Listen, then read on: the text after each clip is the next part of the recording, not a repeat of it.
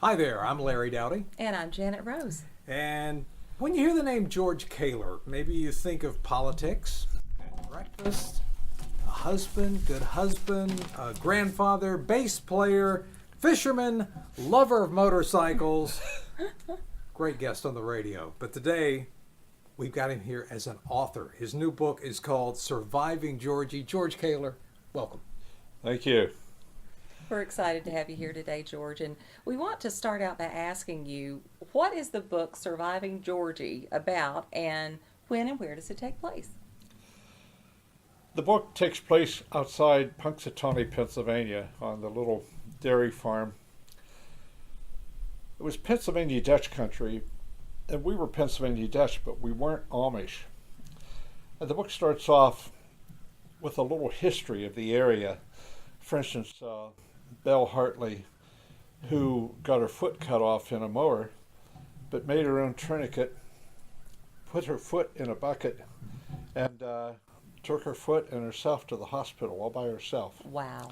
And she was one tough woman. By the way, they couldn't reattach it, but she put it in a jar of formaldehyde and put it on her shelf, and everybody came to see her. It was a real conversation piece to see Belle's foot. It was reunited with her when she died 40 years later. But there's a big story about her, about my neighbors. And so it really starts with me at age 5, because those were my first vivid memories of when I was causing trouble on the farm. And Surviving Georgie isn't just about the people who had to survive my ages 5 to 12.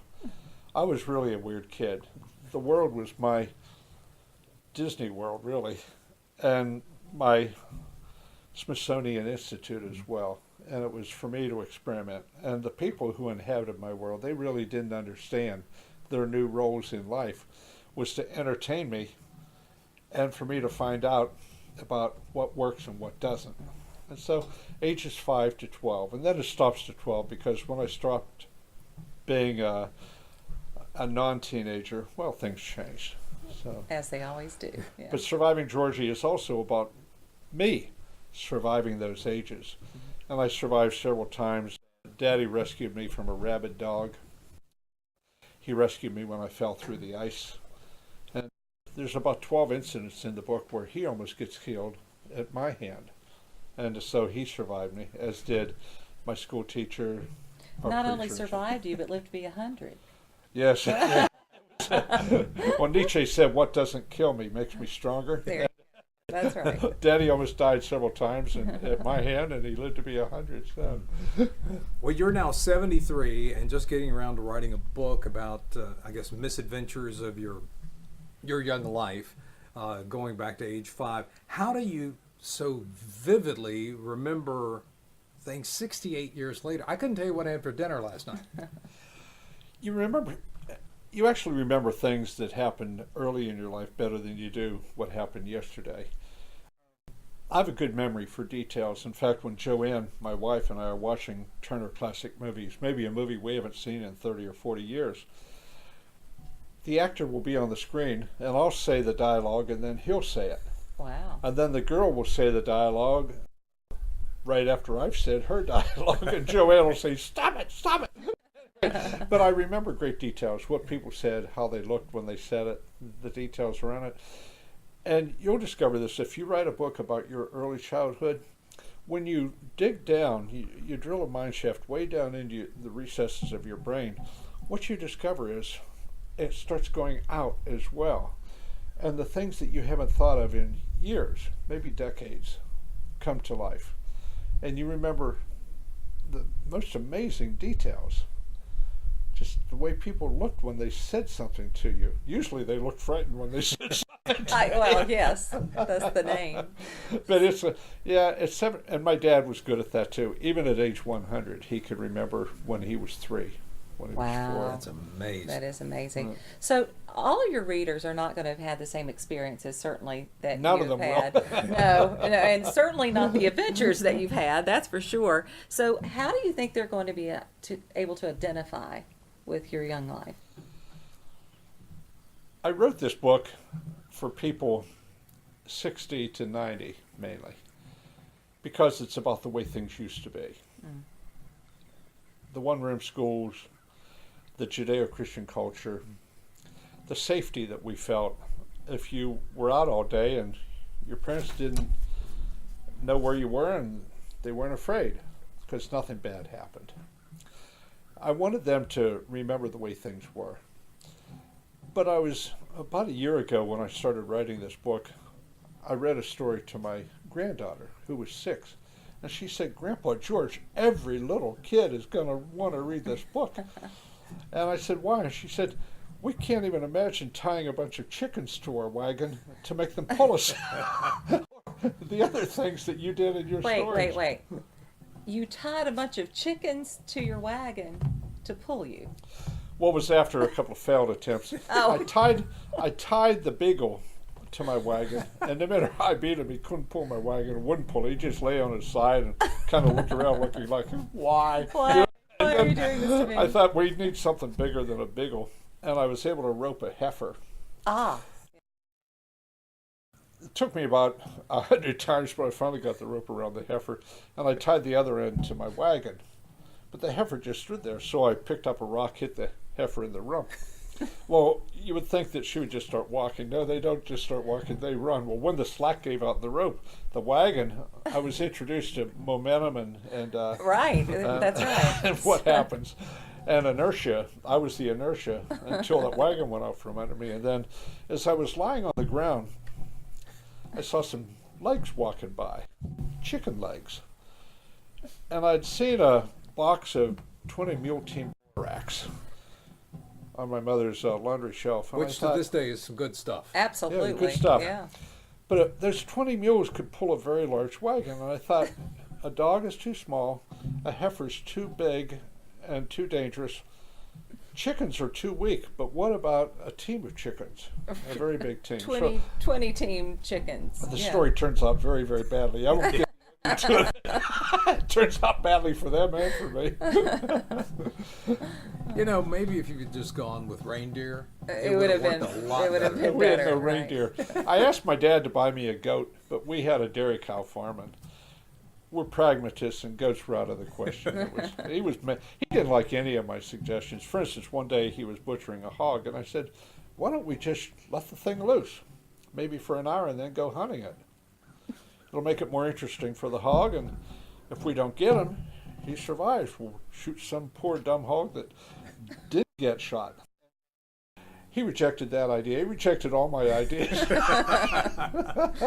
well as the goat. That's why I had to resort to chickens finally. Oh, okay. So in Surviving Georgie, I mean, we laugh about this story, but are there serious moments?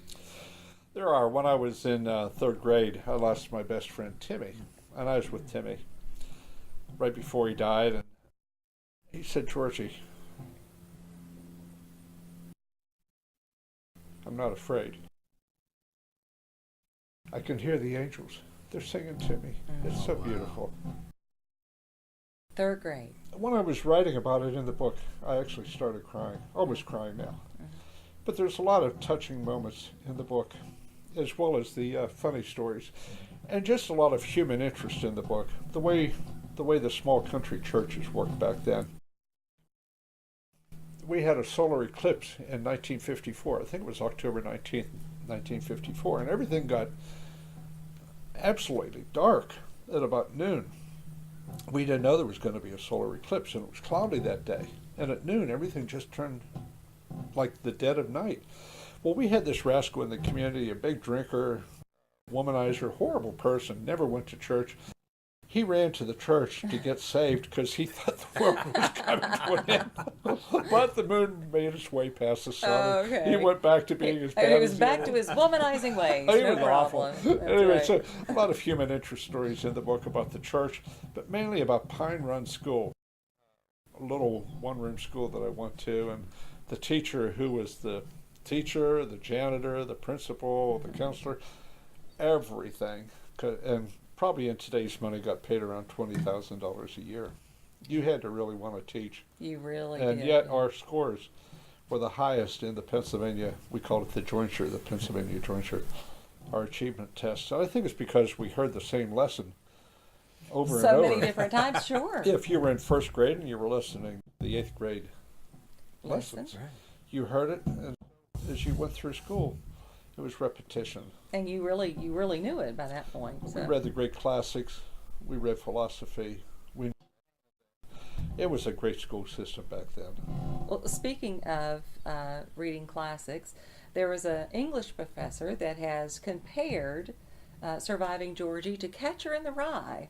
I mean, that's pretty big talk right there, because of your introspection on your life and the people around you. Do you think of yourself as a young Holden Caulfield? Actually, I do, but without the depression and without the psychoses. Holden Caulfield was not funny. Yeah. The things that happened in this book, people just...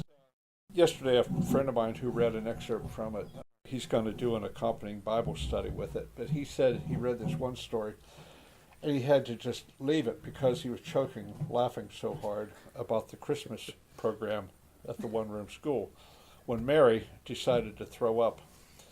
It was awful. It was. That's never good when that happens. Oh, it was awful. And as I was sitting there watching the mothers picking barf out of their kids' hair and clothes and stuff, I started singing, "We wish you a Merry Christmas." Miss Calhoun told me to give it a rest. I wasn't a very good singer. What else was there to do? Well, nobody was in the mood. Right, that's right. That's right. So a lot of stories from Pine Run School. The games we used to play that required only imagination and other kids. We had no money. We had no playground equipment. We had the most marvelous games, and all of them were dangerous. But there was no lawsuits back then. Wait a minute. Now here's something a little different from today. You all actually went outside. We had an hour at lunch and 2 15-minute recesses. And we went outside, even in the dead of winter. We built snow forts and so Oh on. yeah. And played a game called Fox and the Geese. When you have to be outside in the deep snow to play that one. It was I don't think I've ever played that one, Larry. Have you? Well, Pennsylvania snows. That's right. They're yeah. pretty good. something people just won't believe. But if they look in old yearbooks, they'll find it. We boys carried our guns to school. Mm-hmm. You checked your trap lines on the way to school. You went hunting afterwards. I'm talking thousands of boys and some girls Right. carried their guns to school. You put your gun in the cloakroom. Decades and decades went by without an incident. Right. It was a different time. It was a different It time. was. Yeah. So in Surviving Georgie, is this mainly a story about your life on the farm? It's mainly on the farm and in the school, but I have to talk about what we called local color, and I'd probably be classified as local color, but back then I was just a little kid, so nobody would do it to me. But Shanghai Lil, this lady who had a cart, it was like a shopping cart, and it had trinkets in it. She walked all over the countryside selling stuff. And we always bought stuff from her. There was no welfare back then. It was a shameful thing to be on welfare. So you survived any way you could. And you ate groundhogs or whatever there was to eat. Right. By the way, groundhogs were really good eating. You don't want an old, tough, fat one, but young groundhogs. Other than that, Especially around February 2nd. that's right. Sorry, Phil. They actually don't come up February 2nd. But yeah, it's mainly about our family and life on the farm and the dinner table and what happened, sharing time, when I learned how to lie. Because what I had to share, I was afraid it would make everyone sick, or even worse, scare the daylights out of them. So, I just lied at sharing time. And the antics of when my older sister burnt the spaghetti. I mean, really burn it. And she announced to the family that she had read in the Compton Encyclopedia, which we now had, that the sense of taste was actually smell. And if we all hold our noses, that you wouldn't be able to taste the spaghetti. Carbon was good for you. So all of us, including Daddy, were holding our noses. I wish there had been a video of that. And did that That's work? So funny. That Until would be my Daddy question. realized what he was doing and threw down his fork. This is dehumanizing. Anyway, so a lot of stories around the table. So you talk about your family a Yes. lot. Are there other main characters that kind of pop up periodically throughout the stories? Yes. Bob Lincolnfelder, who was our farmhand and the strongest man I ever knew. He's still alive. He's in his 80s now, wonderful man. But he could pick up a full 55-gallon drum of diesel fuel by the lips and just carry it across the garage. Oh, my word. But the main story about him is at the Hawthorne Carnival at the sideshow, and the chimpanzee, if you stayed in the ring conscious for 30 seconds, you would win $35. And that chimpanzee had absolutely beaten the daylights out of hundreds of men all across America. Yeah. And then I go into great description of what he did to the two big guys before Bob got into the ring. And they were screaming to get out within 5 seconds. Each of them. He fought dirty, that chimpanzee. And then Bob got in. I won't tell the end of the story, but it made local legend. Quite the stir. By the way, the chimpanzee concession was closed the next night. $35 was a lot of money back then. Back then it was like Yeah. $500 Sure. now. Yeah. That's But right. he won it. And he dropped the chip, picked up the $35 and walked out of the cage. Wow. So, George, in this book, Surviving Georgie, who is your target audience? I thought, as I mentioned, I thought it was guys my age. To relive the era that they knew and that they must certainly miss. You have kids walking around staring into their phones nowadays. Even when they're Right. with each other, they're all staring into their phones. And how much more fun it was when we were kids. Interacting with other kids. Interacting with adults. Watching over each other. But then I discovered through my granddaughters and then through my secretary's granddaughters, that little kids want to read the book. And so what we're going to do, we're going to have a Surviving Georgie accompanied by a coloring book. And the illustrator, Steve Bartholomew, his illustrations are simply fabulous. You're there when you see, I couldn't possibly have a photograph of what went on back then because Right. there's no photographs of anything I would have done. But he drew the illustrations. He's going to do a coloring book, and there'll be an accompanying Bible study of what did Georgie do that really God would not have approved of, and how did God's grace save the people in Georgie's life or save Georgie himself in this situation. Right. So a lot of questions like that from the Bible where the kids have to find the verses that would apply. So, Which is really, I mean, when you think about it, that's really beautiful. I know I try to do that with my children even now when they have a misstep or we enter into a scenario that, there's always an answer in Scripture. So I think that's really exciting. I think a lot of parents who work with their kids through the Bible study be a little bit like the children's sermon. When you hear something, that never occurred to me before.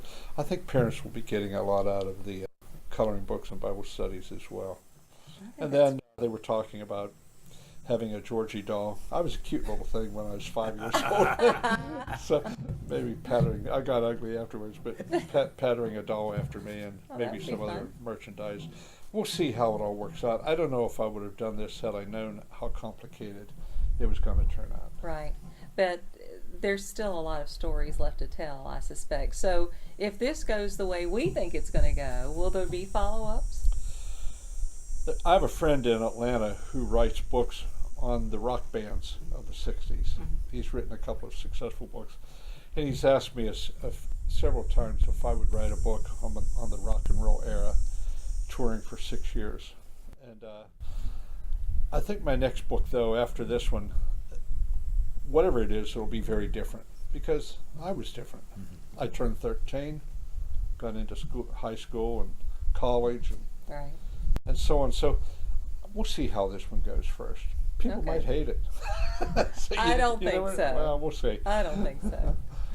George, anybody who's just walking into the room and hearing this interview now, if there would be one takeaway for you from Surviving Georgie, what would it be? The love of family, the love of community, and a strange little boy who they loved childhood. A father's love especially. It's almost Christ-like. My dad's love for It me. should be. Yeah. Yeah. And the way he saved me. By the way, he didn't save me from his own spankings. They say spanking works. I don't know if it does or not. I would be back in the fray. Well, you're still here, so it There's must one have. incident where I almost killed him, and I got yanked out of the truck, and as he was pummeling my body, I was thanking God. Thank you, God, a dead man can't be doing this. That's in the book as well. When I turned, that was about the last story in the book, when I turned 12, and I ran the truck into the tractor, knocked Daddy off the tractor, and I was sitting there. Oh God, I killed him, please don't let it be. And that's where my body came flying out of the truck. I was thanking God for the You're like, beating. oh, well, no, he's fine. He's alive, he's alive. Well, I can't wait to read the entire book. We're very excited. Wish you nothing but good things. Surviving Georgie, I think, is going to be quite an adventure for a lot of people. So we're excited to be a part of it. I appreciate the interview. Thank you.